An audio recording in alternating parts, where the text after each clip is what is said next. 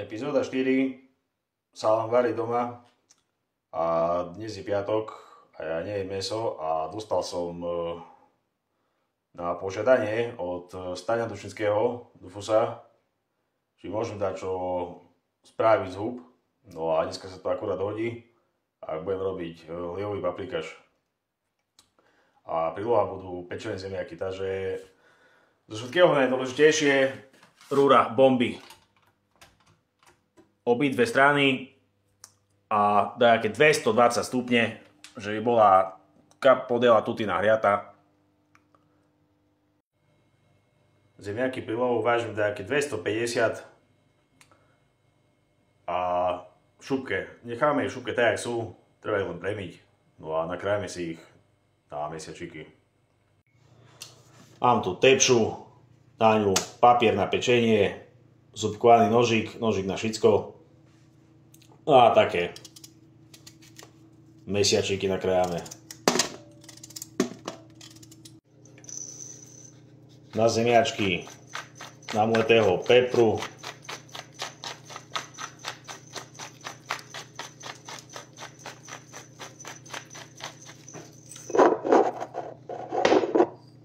soľ,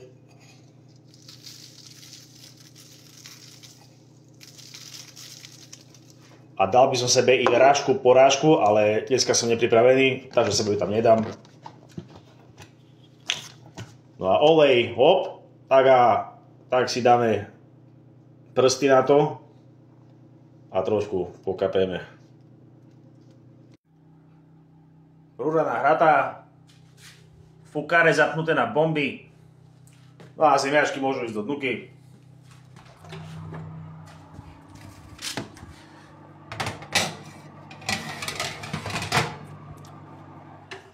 A fukáre necháme zapnuté dajaké 15 minút a potom ich vypneme a necháme dopiecť dajaké ďalšie 15 až 20 minútky, uvidíme. Sledujeme ich. Na panvicu olej.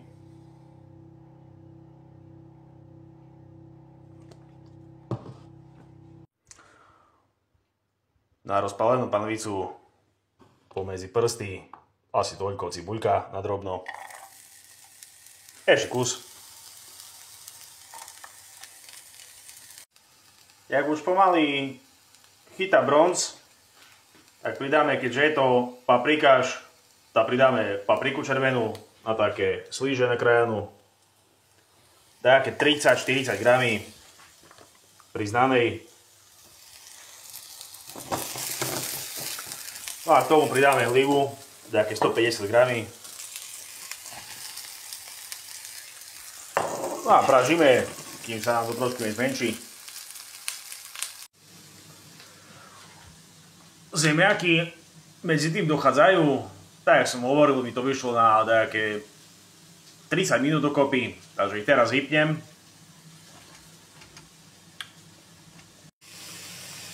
Tu taká výnimka, soľ dávam teraz, lebo chcem, že by tá hliva pustila šťavičku.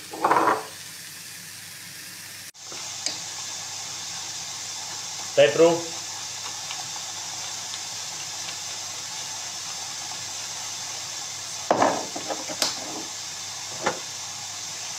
Rozmarín. Mám bylinky ešte a sú suce, tak ich použijem.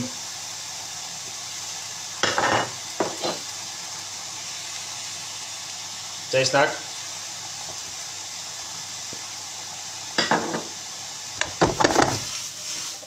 Premiešame.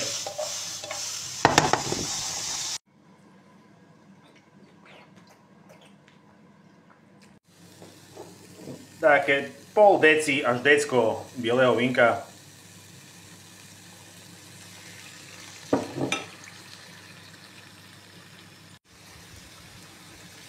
Trošku sladkej mletej. Nie veľa, len tak. Podlejeme trošku vody ešte.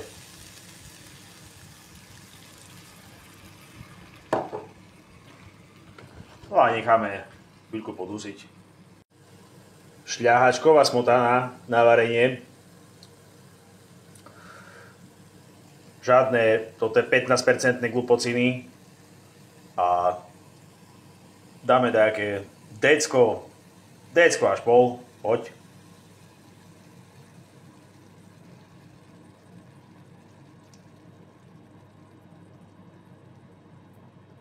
Decko bude dosť na jednu porciu. No a ku koncu do toho samozrejme petruška.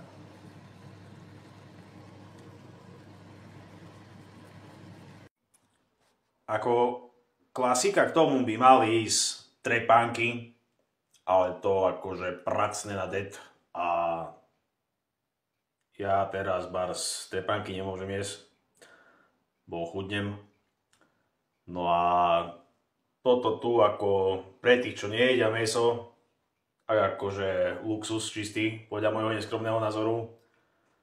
No a Staňo, tak dúfam, že som ti spravil dačo také, čo si očakával a prajem dobrú chuť.